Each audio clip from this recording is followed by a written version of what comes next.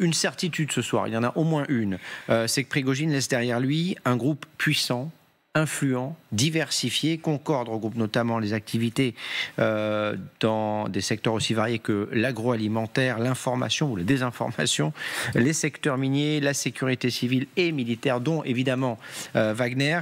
Ce groupe peut-il survivre à Prigojine? Les faits, rien que les faits, avec Christophe Carnino, voici nos indispensables.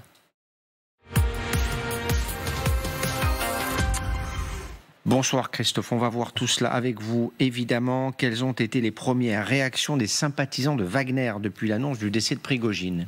Regardez, sur ces images, ils viennent d'apprendre la mort de Prigojine et ces combattants de Wagner menacent d'un nouveau coup de force. Écoutez. Откидываем все приколы. Сегодня мы видели, как Евгения Викторовича угандонила маленькая кремлевская падаль. Ну, по сути, команда всем нашим подразделениям. Вы знаете, где закопаны ваши автоматы, ваши пулеметы, ваши БК, ваши гранаты. Много разговоров идет о том, чем будет заниматься Вагнер в данной ситуации. Мы скажем одно. Мы уже стартуем. Ждите нас. Vous l'avez compris, il y a une référence directe à la tentative de coup d'État des 23 et 24 juin dernier, mais la journée d'aujourd'hui n'a pas montré de mouvement de masse vers la capitale des forces de Wagner. Il faut dire que le groupe semble divisé. Regardez ce que l'on peut trouver sur un autre groupe de Wagner. Nous demandons de ne pas faire preuve d'amateurisme, de ne pas prendre de mesures à l'intérieur du pays, tant qu'il y a une menace extérieure. Seule la victoire sur l'ennemi extérieur nous donnera l'avantage et la force de faire le ménage dans notre propre maison. Dans plusieurs villes de Russie, comme ici à Novosibirsk en Sibérie orientale, près d'un immeuble appartenant à Wagner, des combattants supposés du groupe sont venus se recueillir sur une stèle pour rendre hommage à leur leader. Même scène devant le quartier général du groupe à Saint-Pétersbourg, avec là encore des rassemblements spontanés. Des images qui nous paraissent décalées quand on connaît le passif meurtrier de Prigojine. Mais Prigojine avait, paraît-il, d'autres atouts dans sa manche, notamment des données confidentielles compromettantes sur Vladimir Poutine. Oui, Thomas, c'est ce qu'en Russie on appelle un compromat. Des documents visant à discréditer ou faire chanter une personne. Il est possible que Prigojine possédait ce genre de documents sur Vladimir Poutine. Une ONG d'opposants russes affirme que Wagner se prépare à une telle diffusion. Voilà ce qu'ils disent sur leur télégramme. Un certain nombre d'agents de sécurité d'Evgeny Prigojine ont pris leur ordinateur portable et leurs documents en urgence et ont quitté les bureaux du service de sécurité. Par ailleurs, l'un de ceux qui travaillaient auparavant dans le bureau de Prigojine a déclaré que leur chef avait un plan B et que, dans un avenir proche, nous pouvons nous attendre à ce qu'un compromat soit lancé avec la publication de certains documents importants. Quel avenir alors pour le groupe Wagner ? Alors, la question la plus importante, c'est qui va prendre la tête du groupe, Thomas, avec la mort d'Evgeny Prigojine et de Dmitri Utkin. Les deux leaders sont partis et d'après le média russe Redovka, un conseil des commandants de Wagner s'est réuni hier, quelques heures seulement après le crash de l'avion. Le média russe qui affirme qu'un plan de longue date avait été envisagé en cas de décès de Prigojine pour restructurer le groupe. Et dans le même temps, au moins 2 hauts responsables de Wagner ont rejoint le ministère de la Défense russe. Ce sont des informations de l'Institut de la guerre, l'ISW, depuis la diffusion lundi d'une vidéo d'Evgeny Prigojine dans laquelle il affirmait être en Afrique pour servir les intérêts de la Russie.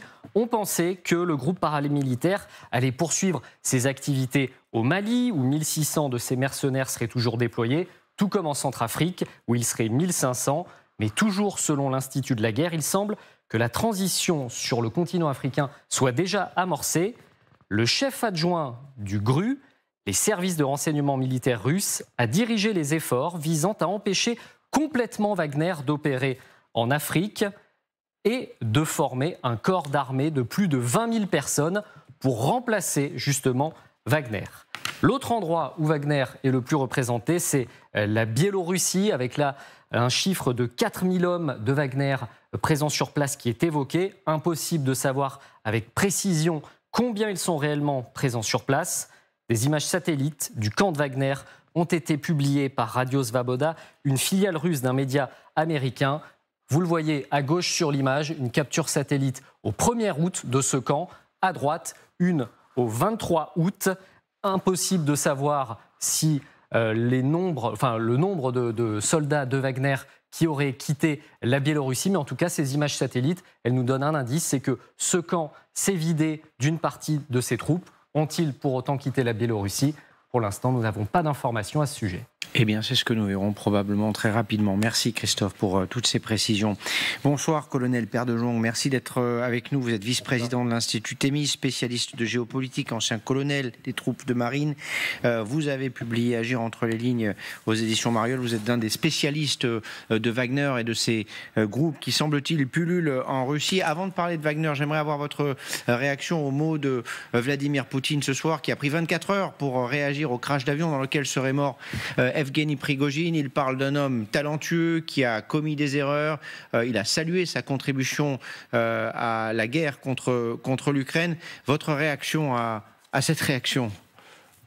Ben, on est un peu dans le monde des poupées russes, vous savez, et il n'est pas impensable que Prigojine aille à l'enterrement que Poutine aille à l'enterrement de Prigojine dans les jours qui viennent.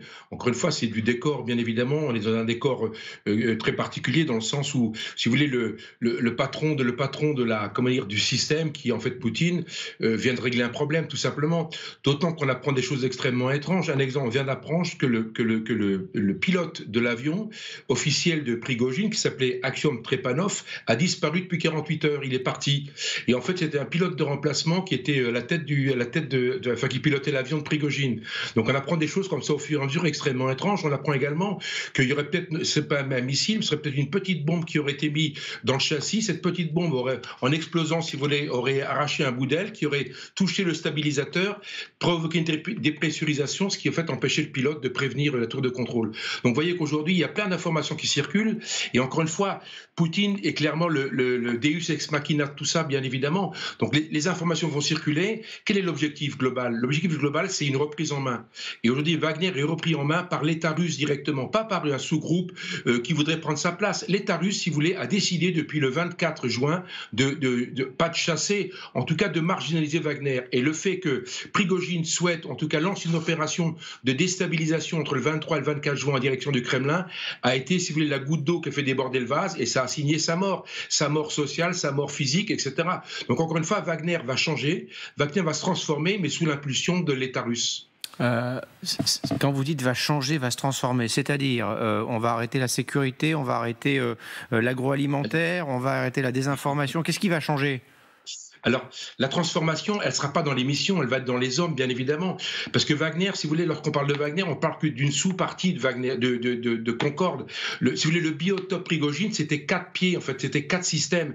Un système qui faisait de l'alimentation, qui s'appelait Concorde Catherine, qui appartenait directement à la holding de Prigojine à Saint-Pétersbourg. Donc ça, c'est la partie, je dirais, ce qu'on appelle la vache à lait, la partie qui produit beaucoup d'argent, des contrats avec l'État russe, des contrats d'alimentation de l'armée russe, des écoles, etc. Il y avait 3 autres métiers. Le premier métier, alors dans le désordre évidemment, le premier métier c'était l'accès aux ressources naturelles. Donc vous aviez une myriade de petites sociétés qui étaient traitées au cas par cas, dans lesquelles Prigojine était, dans lesquelles des grosses sociétés russes étaient, dans lesquelles les partenaires locaux en Afrique étaient. Le deuxième, c'était tout ce qui était entreprise de déstabilisation et d'information, en tout cas d'influence, avec l'IRA, etc. Donc les structures de fermatrol. Donc c'est le deuxième grand métier. Le troisième grand métier, c'est l'influence par la sécurité. Et en fait, c'est ce 4e métier qui va changer. Les 3 autres vont pas évoluer. Ce sont des sociétés, je dirais, quasiment normales, avec des statuts, avec des bureaux, avec des directeurs généraux et des PDG. Par contre, le métier de Wagner, le métier de Wagner, le métier de la sécurité de Wagner, lui, est particulier. Pourquoi ? Parce que vous n'avez aucun statut dans le monde où le statut de Wagner apparaît. Donc, Wagner a été une entité, je dirais, qui n'existait pas.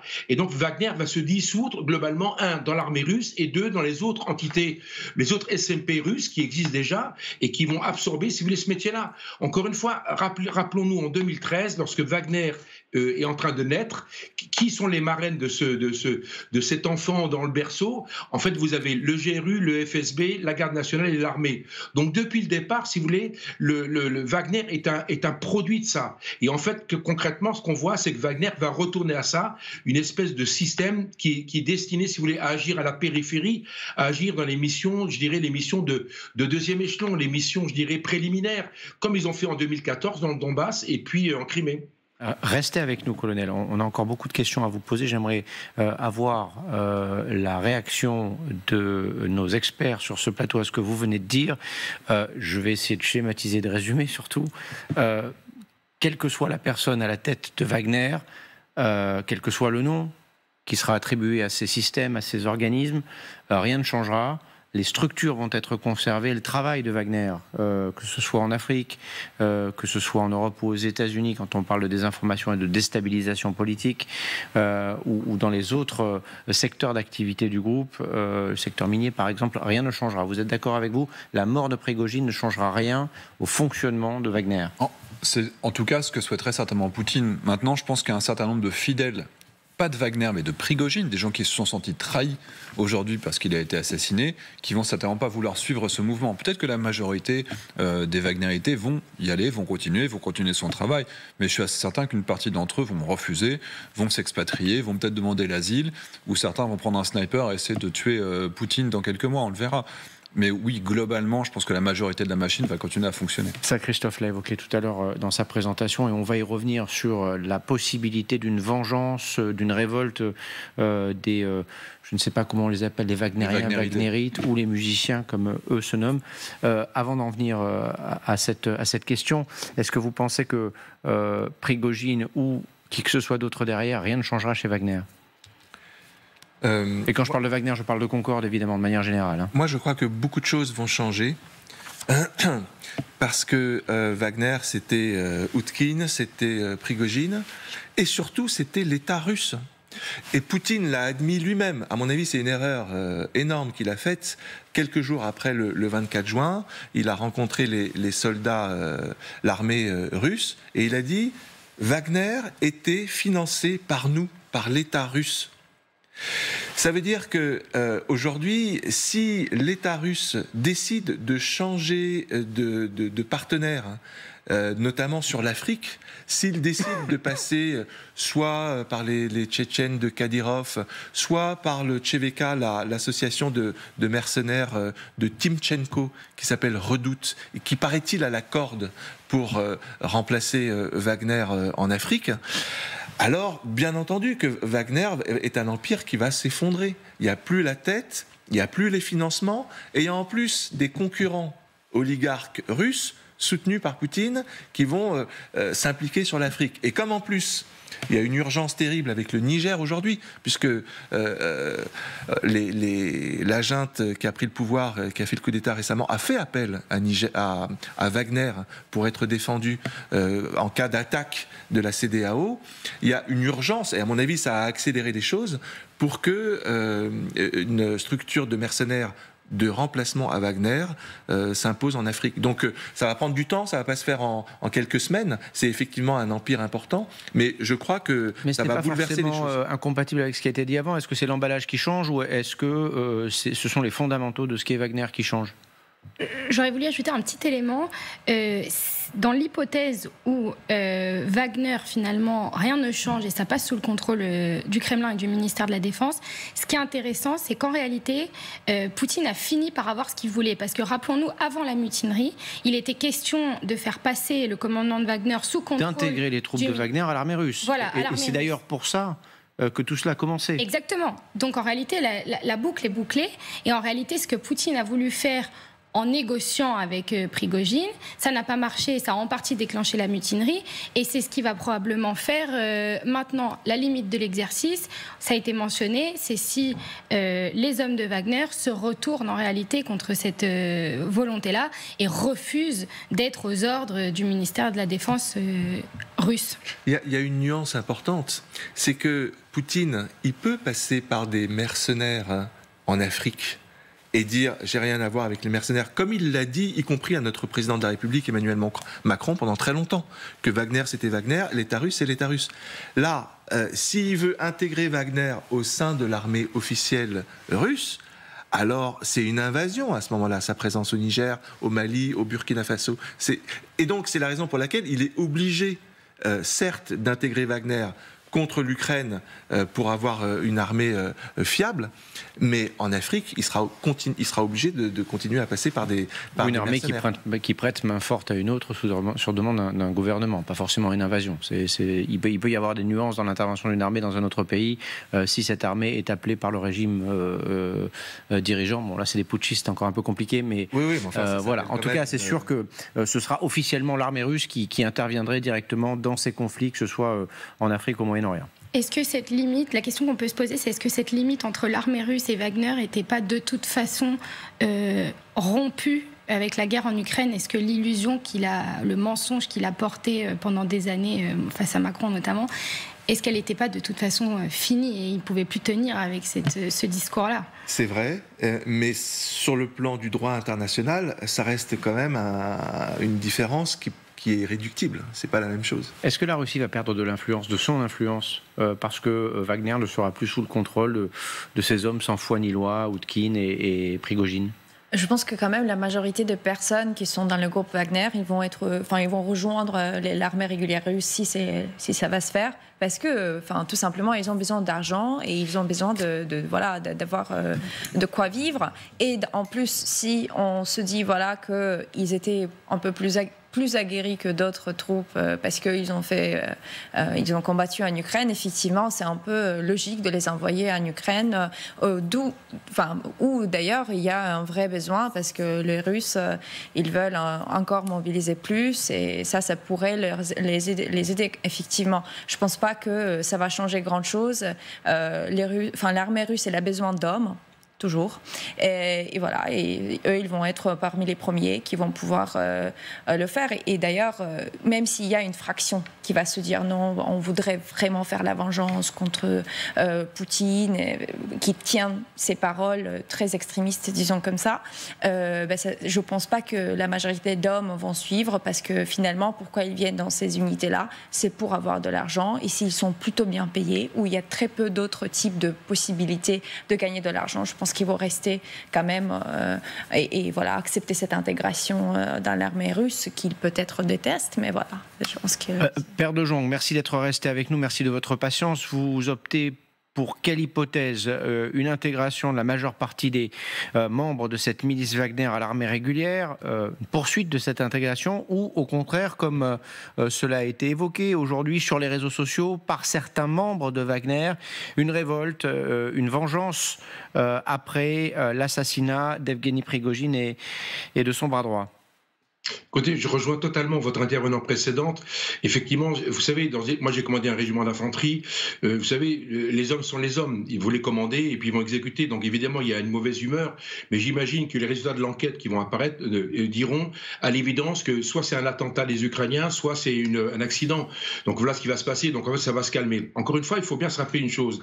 C'est que Wagner, d'abord, Wagner ne signait pas de contrat directement. Tous les contrats étaient signés directement par Concorde. Et en fait, les rémunérations étaient faites par des canaux X, Y, Z, mais Wagner n'est pas une société, Wagner n'est pas une structure avec un comptable, etc. Donc encore une fois, c'est une structure complètement évanescente. Le deuxième point, c'est que l'activité de Wagner reposait sur un point très important qui était l'expansion de la Russie en Afrique. Très concrètement, la Russie a signé plus de 40 accords de défense et de coopération dans les 3 dernières années en Afrique. Ils ont signé entre autres en avril 2022 avec le Cameroun un accord de coopération. Donc si vous voulez, le terreau de ça, c'était vraiment les accords de coopération signés par l'État, je dis bien l'État russe avec les États africains, plus les ventes d'armes. Vous avez une arme sur 2 en Afrique qui est russe. Donc vous avez ce terreau qui faisait que là-dessus, ils ont collé quoi? Ils ont mis en place des structures, je dirais, relativement légères, qu'on appelle avec empreinte minimum, le mot est très important, c'est le modèle américain, avec empreinte minimum, et capables de provoquer, ou en tout cas de rentrer dans le cadre de ce qu'on appelle le déni plausible. Et en fait, Wagner était l'agent, était l'outil qui mettait en œuvre, ou qui met en œuvre, la politique de coopération de la Russie en Afrique.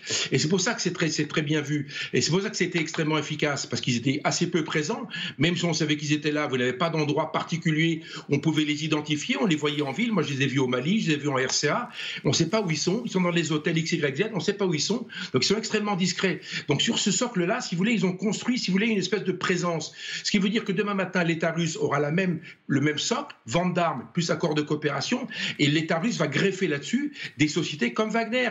Ça s'appellera Wagner, ça s'appellera autrement, c'est pas très important. En fait, ils vont regreffer quelque chose dessus. Par contre, ce qui va se passer, c'est que l'État russe ne laissera pas une excroissance telle qu'elle s'est mise en place avec Prigojine.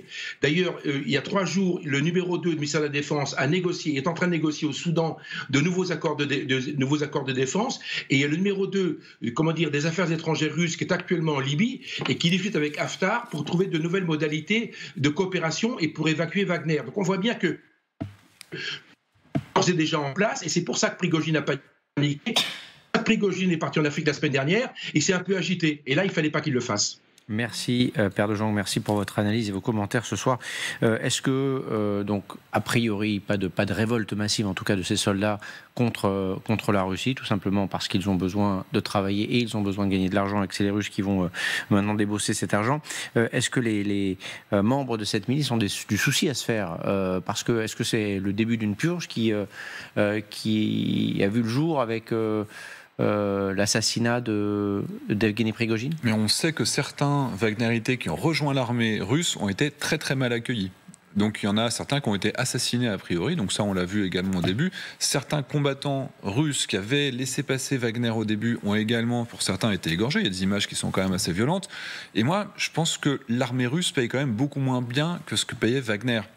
Donc s'ils ont la possibilité d'aller plutôt dans d'autres milices, les patriotes, etc., je pense qu'ils vont plutôt essayer de basculer vers d'autres unités qui les enverra en Afrique ou ailleurs, où c'est moins dangereux qu'en Ukraine accessoirement, et dans lesquelles ça paye beaucoup mieux. Quelles sont ces autres milices? Est-ce qu'il y en a une ou deux ou plusieurs qui a les épaules, entre guillemets, en termes d'argent, de possibilités de travail que moi, je vous les mêmes épaules que Wagner? 2 déjà. Il y a la Redoute, qui est donc soutenue par Timchenko. Et puis il y a Convoy, qui est cette milice qui au départ était initiée par Aksionov en Crimée et qui est reprise aujourd'hui par le général Averianov. Voilà des sources possibles pour les Wagner. Moi je crois que Wagner, ils ont quand même perdu plus de 20 000 hommes à Bakhmout. 40 000. Voilà, 40 000. Notamment des prisonniers qui n'avaient pas de valeur pour eux. Donc ce que je veux dire, c'est que ça a été une boucherie pour Wagner. Et en plus de ça, Prigojine qui a expliqué sans arrêt que c'était à cause de l'armée russe, de Shoigu et des autres, qui ne recevaient pas des munitions et qui se faisaient envoyer à la boucherie. Il les a reçus. Donc il y a quand même un ressentiment énorme par rapport à l'armée russe. Donc je suis plutôt d'accord sur le fait qu'ils iront plutôt chercher ailleurs, ou encore je n'exclus pas cette volonté de vengeance de la part de... C'est pour ça qu'à mon avis, Poutine prend un risque. Avant de passer aux cartes blanches, une dernière petite question, peut-être un peu naïve, mais pourquoi est-ce que la Russie a besoin de ces groupes militaires, de ces milices, pour faire rayonner ses intérêts? Mais ça, c'est historiquement, les mercenaires, ça a été le cas au XVIe siècle, ça a été le cas dans l'histoire, apparaissent quand l'État perd de sa force. Quand l'État n'est plus capable d'être un État de droit, d'être fort, il fait appel à des mercenaires qui sont prêts à vendre leur âme pour de l'argent. Quand il y a un État, quand il y a une sorte d'idéologie qui est capable de fédérer une nation, alors à ce moment-là, on n'a pas besoin de mercenaires. Mais quand l'État est faible, alors on fait appel à des mercenaires. Et c'est exactement, c'est une logique qui, poussée à l'extrême, devient une mafia, une logique mafieuse. Et c'est la raison pour laquelle Poutine a transformé un État qui était peut-être fragile dans les années 90, mais aujourd'hui qui est complètement défait. Il y a un autre élément, je pense, à ajouter aussi, on l'a évoqué tout à l'heure. Alors, si aujourd'hui, moi, je pense que la ligne était brouillée entre Wagner et la Russie. À une époque, avant la guerre en Ukraine, Vladimir Poutine prétendait en tout cas respecter le droit international et n'était pas encore prêt à être exclu de toutes les structures internationales et devenir le paria du système international. Et Wagner et les milices lui permettaient de faire ça parce que, effectivement, il tenait un discours qui lui permettait de dire la Russie n'est pas en Afrique. Et ça tenait à peu près. Donc, je pense que c'était aussi un élément essentiel de l'usage des mercenaires, pouvoir se dédouaner.